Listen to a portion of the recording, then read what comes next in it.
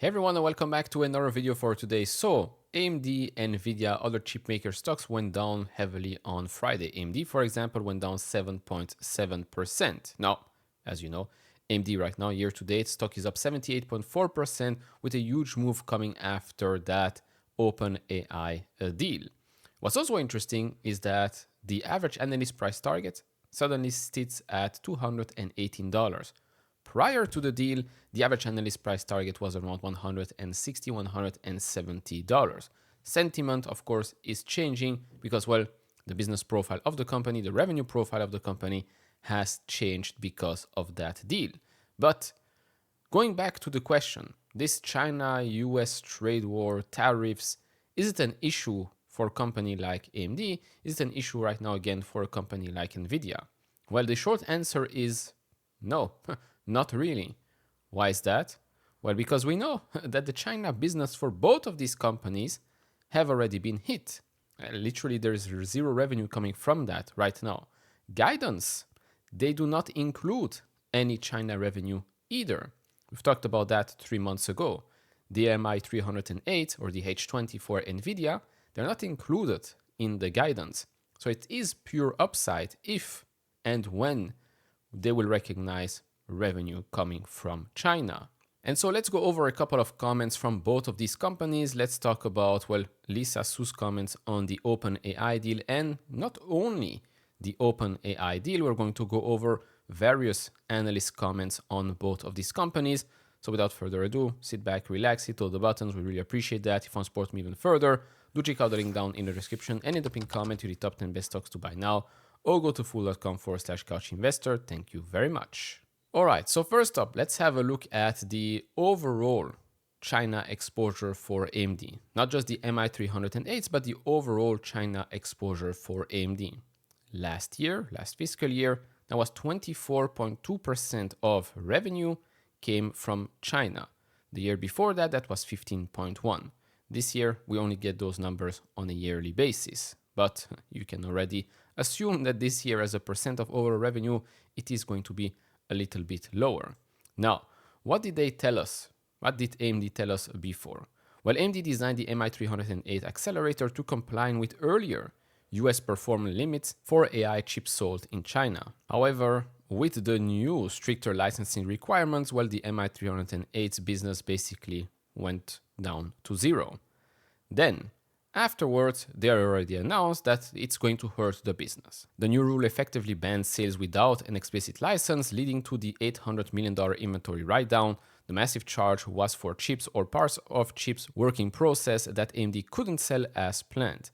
The single issue caused the 12% sequential decrease in data center revenue for Q2 2025. The total revenue hit from these restrictions is estimated to be even larger, potentially $1.5 to $1.8 billion for the full year 2025. And of course, this is what we've discussed previously, right? People will say, oh, look at this data center for AMD is coming down. Despite the overall industry growing, how is that possible? Well, again, the China business. Now, what was important to note is that the affected inventory was work in process, which means even if a license were to be granted today, AMD can't ship it immediately. It will take a couple of quarters to turn those components into finished, tested products and ship them out. Because the license approval is ongoing and the supply chain ramp-up is lengthy, AMD's Q3 2025 guidance excludes any revenue from the MI 308 in China. And so again, I reiterate, no, the news, it's just noise for now. Of course, we would love it. We would love it if the China business starts to grow again. Then, as for Nvidia, well, Nvidia is a completely different story. If we look at the overall exposure to China, not just the H20, we can see here that, well, the exposure to China peaked when, well, the overall business took a hit. So that was 26.4% back in 2022 or fiscal 22, then 21.4, 16.9, 13.1, and over the last 12 months, 11.6% of overall revenue was China. Now, as you know, Jensen views China as an incredible, important market. It's a huge market, of course, a market where you can make quite a lot of money.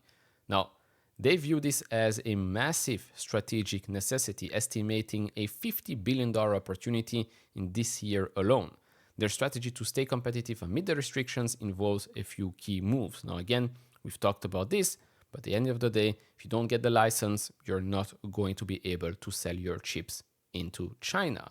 Now, we've been talking about the H20, but they've also been talking about a scaled down Blackwell DB30A. Now, currently, same thing as AMD. Currently, nothing, the China business is basically at zero. Okay, so anything positive coming from there is going to be pure upside. Now, you might say, yeah, but still bad for the business. Yes, but I would say that now Nvidia, for example, AMD, does get business from the UAE, Saudis, right? Okay, yes, they also need some approvals here and there, which is what they got over the last couple of days. So there are definitely other markets that could make up for the loss of the China business. But as you can see here, the China business for 1 year alone, this year, $50 billion. That's $50 billion. I don't think either Nvidia or AMD would say, actually, we don't care about that market anymore. No, it's a huge market, a very, very important market as well, that both of those companies would love to sell to.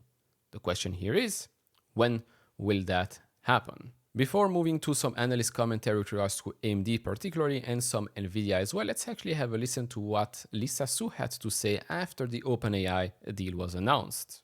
We have sized just the AI accelerator TAM being, over $500 billion in TAM over the next few years. I think some might say, maybe I was a little conservative in that TAM analysis. But the way to think about it is there's so much need for compute. I mean, you just heard it from Greg. So, this is a huge pie, and you're going to see the need for, more players coming into it. And, from my standpoint, this is a big validation of our technology and our capability. As much as we love the work with OpenAI, we're working with a lot of other customers as well. There's a lot of excitement in the industry around MI450, so we're ready for it. Let me replay that last part once again. As much as we love the work with OpenAI, we're working with a lot of other customers as well. There's a lot of excitement in the industry around MI450, so we're ready for it. And so, of course, right now, the big deal, the big announcement is AMD OpenAI. But as she just said right here, there's a lot of excitement around the MI450. They're talking with a lot of other customers as well. So, yes, it's true that a lot of these moves, if not all of this move, is just because of the potential revenue that they could generate just because of that OpenAI deal. But I also think that because the MI400 series is completely different to what they've been releasing up until now, AMD is going to have a lot of other big customers, probably some cloud service providers as well. Moving on to some analyst comments here. Of course, all of them came after the announcement, so a lot of them are raising their price target because, well, it is a game changer, right? We've got here TD Cowen basically increasing their price target by 38.5%, Barclays by 50%. The key takeaways for both of those deals here are: 1, 2027 earnings could approach $10 under conservative assumptions. Fundamentals remain solid heading into earnings. Beat and raise is expected. The event focus here is on the 11th of November. This is the Analyst Day. And of course, OpenAI partnership is a big one right here. As for Barclays, OpenAI partnership designed to be mutually beneficial and drive stock higher. Deal includes warrants issued at 1 gigawatt intervals with final tranche to $600 AMD stock. It's approximately $1 trillion in market cap. It adds $4.5 billion quarterly run rate to the prior $3 billion calendar year 26 estimate. EPS impact incremental $1.30 per quarter, reaching $3 run rate total. So again, here you can see it just changed the picture completely. So although we have seen the stock price go up, just like with Nebius, it went up because the profile of the business has changed, not necessarily making this name much more expensive, because again, it increases revenue, it will increase earnings as well. Of course, yes, sometimes if your stock does continue to run up because of future anticipations, then yes, it will become way more expensive. Moving on here, Jefferies, UBS also raising their price target. Jefferies actually raising it by 76.5% at the time of the release, $300 price target. Why is that? Again, the OpenAI announcement, basically an $80 to $100 billion increase in revenue just from that deal over the next couple of years. As for UBS, same thing here. It's the OpenAI announcement. All of them have raised their price target. I do not see a lot of, pricing multiples that they've changed, but maybe we'll hear more about that after the earnings report. Piper Sandler, Bank of America, also raising their price target, although Bank of America didn't raise their price target by quite a lot.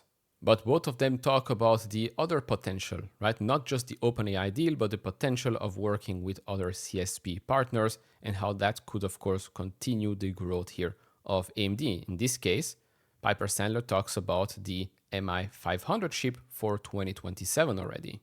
Moving on to the last couple of ones, we've got one from Truist, one from Stifel, both of them again here raising the price target above 25% from the previous one. Truist, he says, validates AMD's shift from price check to credible AI data center partner. Calendar year 2027 EPS lifted to $9.25 from $7.89, right? Previously, we've talked about that actually. AMD was previously trading at 20 times 2027 EPS.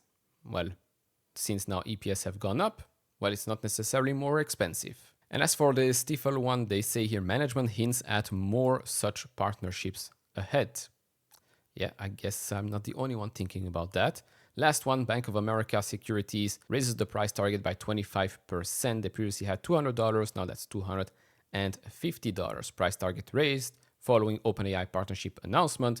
Multi-year, multi-generational deals starting late 2026. Of course, OpenAI received performance-based warrants for up to 160 million AMD shares. Now, again, I know what everybody's thinking about here. Yeah, but what if OpenAI does not succeed? Yes, that is a risk for the whole industry because OpenAI does play a very important part here in this whole AI ecosystem.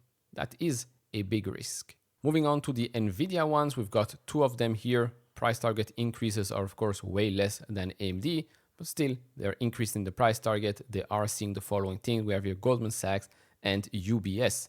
One has raised its price target because of updates on AI ecosystem and strategic partnerships, investment with OpenAI and others driving investor debate on deal structure, potential circular revenue from equity finance GPU spend flags for scrutiny, right? This whole flywheel.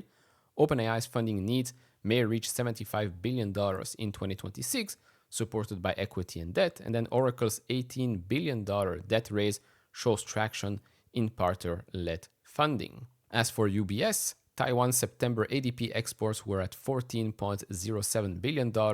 That's down by 16.3% month over month, below seasonal. Second consecutive below seasonal September, followed by an increase of 29% in August. This implies around $48 billion exports for October, up 20% quarter over quarter, in line with Nvidia's approximately 22% model growth. Export data and Nvidia's results remain largely aligned this quarter, and TSMC's September sales were down 1.4% month over month, matching normal seasonality. Positive catalyst here or sentiment, macro indicators support inline data center growth outlook. And as you know, CapEx spending has been increasing quite a lot. According to IDC, there is about to increase by about another 21% in fiscal 2026 to reach around $465 billion. Now, as I've shown you in the past, the AI revenue as a percent of CSP CapEx, the estimated number for 2026 is that Nvidia is expected to lose share a little bit. Broadcom is expected to gain 4 percentage points. AMD is expected to gain 5 percentage points, although that was before the OpenAI announcement. So I would love it if we can get here a new estimate. And so right now what we're seeing here is that AMD is taking a little breather, down 10% or so. Before the announcement, of course, AMD was around that 50-day moving average, and then bam, that exploded on the way up. Stock was, of course, extremely overbought. As for Nvidia, stock was down around 5% from the peak. The 50-day moving average sits at $179. This stock has also gone up consistently, right? Staying above the 50-day moving average, although sometimes it did drop below, but didn't really stay under it for quite a long time. And so to conclude, that's about it. The China revenue or the China business for AMD or Nvidia right now sits at zero anyways in their own guidance. So there's really no need to panic. There's a lot of upside potential. Yes, that is true. But I do also think that there is a lot of demand from other markets out there. So if they're not able to sell their chips to China, they'll probably find ways to sell their chips somewhere else. So overall, that's about it for me in this video. Enjoy this type of videos, hit all the buttons, and we'll see each other in the next one. Bye bye.